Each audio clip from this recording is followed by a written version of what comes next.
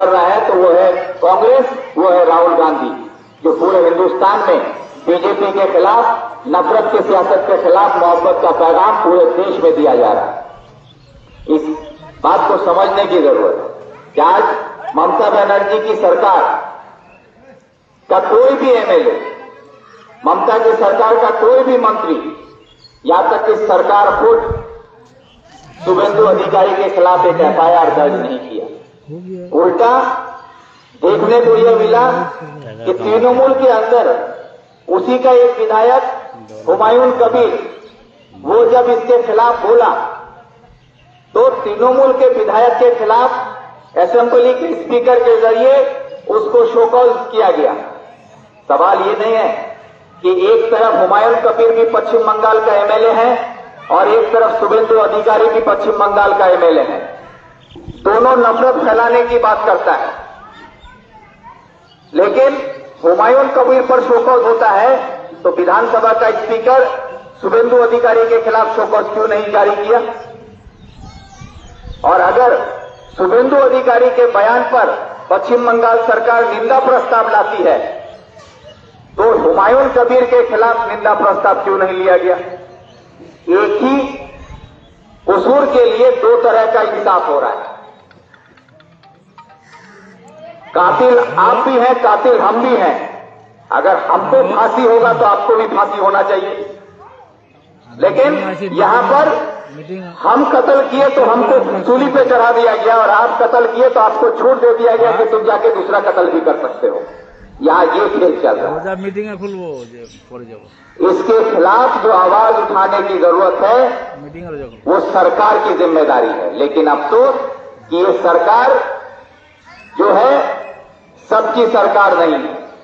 ये आज दंगा फैलाने वालों के साथ मिलकर बंगाल में नफरत फैलाने का काम कर रही है। इसके खिलाफ हम आप लोगों से अपील करते हैं कि हम सबको अपने इलाके में, अपने बंगाल में अमन और शांति को कायम रखते हुए अपने बच्चों के मुस्तकबिल को बचाने के लिए, अपने इलाके की तरक्की के लिए, अपने पढ़े लिखे नौजवानों के रोजगार के लिए, नौकरी के लिए, मजदूरों को उनका हक मिले, उसके लिए हमें अपने आप को एकजुट करके हिंदू मुसलमान को एक होकर ये लड़ाई लड़नी पड़ेगी। अगर हम बटे कि हिंदू और मुसलमान में अगर हमको बांट दिया गया तो यकीन मानिए कि हमारा बटना और ये जीत होगी उनकी, और हम जितना बटेंगे उतना हम मरेंगे। सरकार नहीं मरेगा, ममता नहीं मरेगी, मोदी नहीं मरेगा, मरेगा आम किसान, गरीब, मजदूर, बेरोजगार नौजवान, ये मारा जाएगा। इसलिए आप और हमको एक होकर आज ये लड़ाई लड़ने की जरूरत है। सिर्फ मैं इतना बताना चाहता हूं कि मगरबी बंगाल में जब यह शुभेंदु अधिकारी ने इस तरह की बात की, उस वक्त बंगाल की सरकार खामोश होकर तमाशा देखती रही। वो बंगाल के हक में एक एफआईआर नहीं कर सकी। उस वक्त आपके यहां से ये आवाज चकलिया के सरजमीन से उठा कि मैं आप लोगों का एक नुमाइंदा के तौर पर मैं जाकर चकलिया में एफआईआर किया, और इस एफआईआर ने पूरे मगरबी बंगाल के साथ साथ हिंदुस्तान में एक हलचल मचा दिया। और इस एफआईआर के बाद आज तृणमूल के लोग 20 ब्लॉक में जाकर एफआईआर करते हैं। पूरे बंगाल में आज मेरे एफआईआर के बाद हर डिस्ट्रिक्ट में एफआईआर होने लगा। लेकिन अफसोस कि हर डिस्ट्रिक्ट में एफआईआर हुआ, लेकिन सरकार अभी तक एफआईआर नहीं किया। पुलिस मिनिस्टर ममता बनर्जी ने एफआईआर नहीं किया। तृणमूल का कोई एमएलए अभी तक एफआईआर नहीं किया। तृणमूल का कोई मिनिस्टर अभी तक एफआईआर नहीं किया।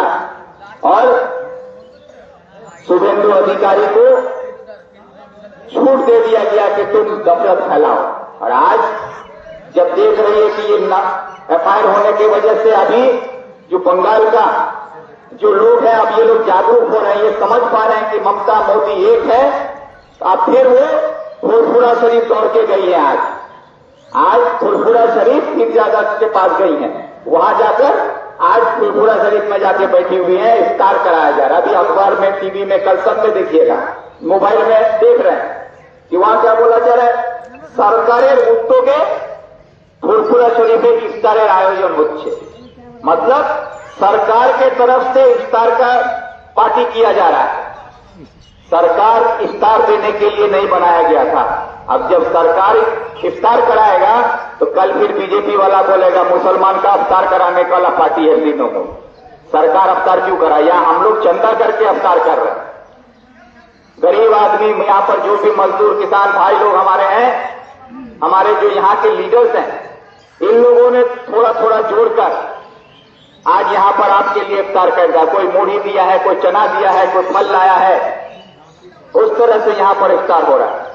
और वहां फुरफुरा शरीफ में सरकार अफ्तार करा रहा है, उसका मास्टर रूल बन रहा है। तृणमूल वाला जितना अफ्तार करा रहा है उसका मास्टर रूल बनाया जा रहा है। ये अफ्तार करके उल्टा बीजेपी को मौका दिया जा रहा है कि तुम फिर कल इसको लेकर सियासत करो। ये इस बात को समझिएगा। इसलिए आप लोगों से हम यही कहेंगे कि ये जो साजिश चल रहा है बंगाल में नफरत फैलाने का, इस नफरत के खिलाफ आप हम सब एक होकर आने वाले वक्त में एकजुट होकर हम जो हमारा नारा था हिंदुस्तान का, जो हमारा तहजीब है, हिंदू मुस्लिम सिख ईसाई हम सब हैं भाई भाई, इस नारे को जिंदा रखते हुए हिंदू मुसलमान सिख ईसाई एकजुट होकर हम लोग एक भारत में एक साथ रहेंगे। इस माहौल को बचाने के लिए आप और हमको एक साथ जुटकर बीजेपी का एजेंट, आरएसएस का एजेंट ममता बनर्जी और बीजेपी दोनों को बंगाल से उखाड़ के फेंकना होगा। अगर इसको नहीं फेंक पाए तो याद रखिएगा कि आने वाले कल में आप और हम इस समाज में एक साथ नहीं रह पाएंगे, महफूज नहीं रह पाएंगे। इसको बचाने के लिए हमको आपको एक होना होगा। यही कहकर आप सबसे अपनी बात को खत्म करने से पहले सिर्फ एक बात बोले कि हमारे सभापति साहब जो एग्जीक्यूटिव कमेटी डिक्लेयर किए, उसमें से पहले आप लोगों के अंचल से 91 आरपी का नाम आप लोगों का आया था कि ये 91 लोग आप लोग निजामपुर 1 का जो अंचल कमेटी है उसमें आप 91 लोग ही इसमें शामिल हैं। और इन्हीं 91 लोगों में से 15 लोगों को एग्जीक्यूटिव कमेटी में लाया गया है जो अंचल को चलाने